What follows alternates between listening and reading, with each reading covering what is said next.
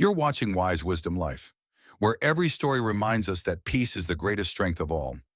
As the years go by, something beautiful and unexpected happens within us. We begin to see life not through the eyes of urgency, but through the lens of peace. The things that once thrilled us, the laughter of crowded rooms, the chatter of guests, the constant activity, slowly begin to feel heavy. It's not because we've lost our kindness or forgotten how to love people. It's because our hearts have started whispering a quieter truth. That peace, not presence, is what now brings us comfort.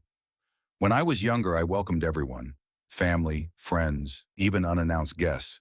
The door was always open, the coffee always brewing. I believed that being a good host was a sign of warmth, a measure of how much I cared. But with time, I realized something deeper. Not every knock deserves to be answered, and not every visit deserves to be accepted. The older I get, the more I understand. Saying no to certain guests is not rejection, it's protection of my energy, my health, and my peace.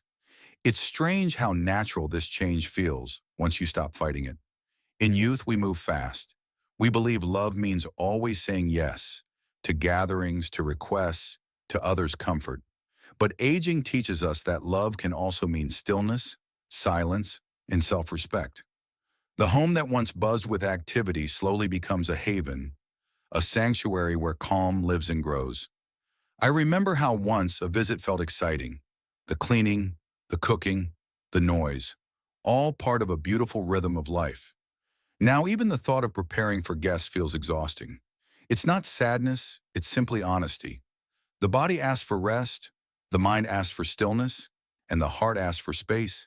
And when we start listening, truly listening, we find that peace quietly fills the empty corners that once echoed with conversation. This change doesn't mean we've grown distant or cold. It means we've grown wise. We've learned that peace is fragile and it must be guarded.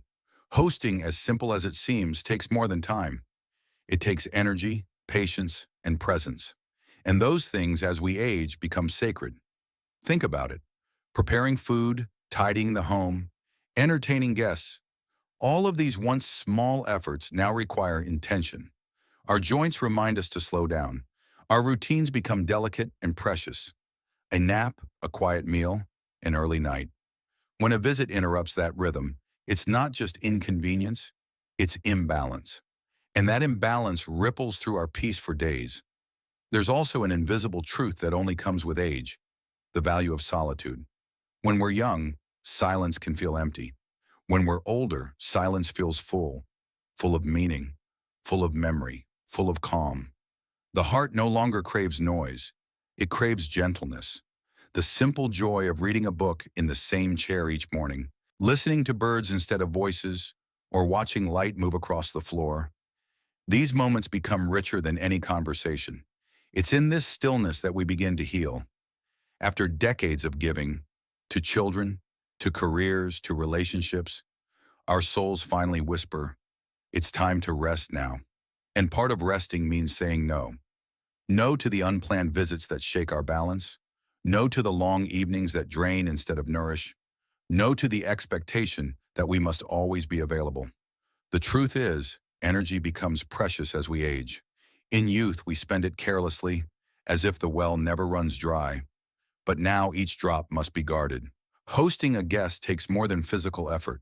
It requires emotional energy, the focus to engage, the kindness to host, the attentiveness to please. And when that energy runs low, we are left empty for ourselves. So saying no isn't selfish. It's wise. It's a way of saying, I choose calm over chaos. I choose recovery over performance. I choose peace over pressure. That choice may confuse others, but it brings clarity to us. Our homes, once open stages for gatherings, now turn into sanctuaries of comfort. The older I get, the more I see my home as an extension of my soul. Quiet, slow, familiar. Unplanned visits now feel like disruptions to that harmony. Where once I rushed to open the door, now I pause. And that pause is peace. This is not about pushing people away. It's about creating space for only those who bring warmth, understanding, and calm. It's about valuing quality over quantity. One kind visitor who listens with their heart is worth more than a room full of noise. A cup of tea shared with someone gentle nourishes the soul more deeply than a crowded dinner ever could. As we grow older, the circle naturally becomes smaller, and that's a blessing. It's not loneliness, it's refinement. We no longer need countless connections to feel seen. We need only a few who truly understand us, those who respect our quiet, who notice when we're tired, who bring peace when they enter, and leave peace behind when they go. That's the gift of aging, clarity. We begin to see the difference between connection and obligation, between company and intrusion, between companionship and performance. We stop entertaining out of guilt. We start choosing out of grace. And yet so many feel guilty for saying no, guilty for wanting rest, guilty for valuing peace over presence. But guilt has no place here. To say no is not rejection, it's realignment. It means you understand that your energy is sacred, that your peace matters, and that you've earned the right to protect it. When you stop explaining your choices, something beautiful happens. Freedom. You realize you don't need to prove your kindness by keeping the door open to everyone. You don't need to apologize for being tired. You don't need to justify your silence. Peace does not ask for permission. It simply arrives when you stop chasing approval.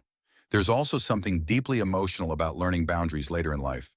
After years of saying yes, of giving, of accommodating others, the first no feels strange, even harsh. But the second one feels lighter, and the third one feels like home. Because each time you say no, you make space for yourself, for your health, your calm, your stillness. With age, emotional sensitivity heightens. You start noticing things you once ignored.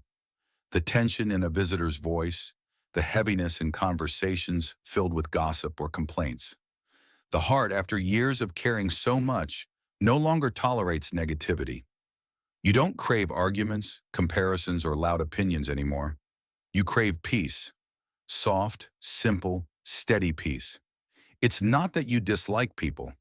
You've simply learned that not everyone brings peace when they enter your home. And you've realized that you have the right to decide who crosses that threshold.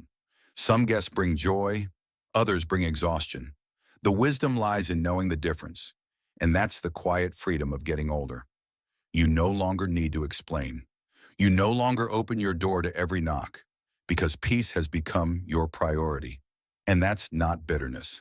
That's balance. It's worth remembering. Solitude is not loneliness. Loneliness aches for company. Solitude celebrates stillness. It's the difference between missing people and cherishing peace. And when you find joy in your own company, you realize you're never truly alone. There's joy in smaller moments now. The comfort of your chair, the quiet hum of evening, the familiar smell of your home. You realize you don't need noise to feel alive. You need presence, your own. So when I say no to certain guests now, I'm not closing the door out of anger. I'm closing it out of love, for myself, for my peace, for the sacred rhythm of my days. Because peace, once earned, must be protected. It's taken decades to learn that life is not about keeping everyone happy. It's about keeping your spirit whole. And if that means fewer guests, quieter days, and more moments of stillness, then so be it. Because peace is not found in noise. It's found in knowing when to rest, when to step back, and when to simply be. This doesn't mean isolation. It means liberation. You can still love deeply, care genuinely, and connect meaningfully, just without losing yourself in the process. Peace doesn't require you to close every door. It asks you to open only the right ones. So if you find yourself saying no more often, don't apologize. You're not being unkind. You're being honest. You've reached a point in life where peace matters more than politeness, where comfort matters more than company, and where silence sometimes says more than words ever could. The truth is, you've spent your life giving to family, to work, to others. Now, it's time to give back to yourself, to fill your days with calm, to welcome rest without guilt, to guard your home like the sanctuary it has become. And if someone doesn't understand that, let them go. Because those who truly love you will never demand your energy. They will protect it with you. They will understand your no as an act of love, not distance. So the older I get, the more I've learned to say no, not out of bitterness, but out of wisdom. No to pressure, no to noise, no to guests who disturb the peace I've worked so long to build. Because this stage of life is not about proving anything. It's about living honestly. And in that honesty lies freedom. The kind that feels like deep breath after a long day. The kind that reminds you your time is precious, your peace is sacred, and your home is yours. So let us stop feeling guilty for choosing calm. Let us celebrate the quiet, the simplicity, and the rare comfort of solitude. Because in the end, peace is not something we find in others.